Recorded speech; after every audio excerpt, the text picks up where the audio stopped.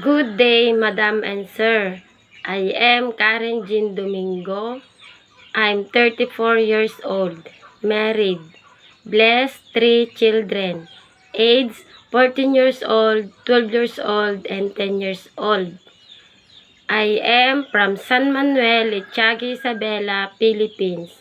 My husband is a farmer. I am Christian. I work as a local helper in the Philippines for 2 years.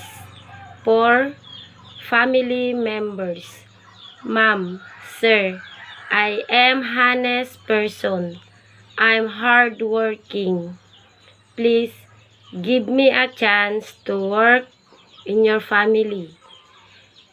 I promise to do my best to serve you and your family. Thank you and God bless you.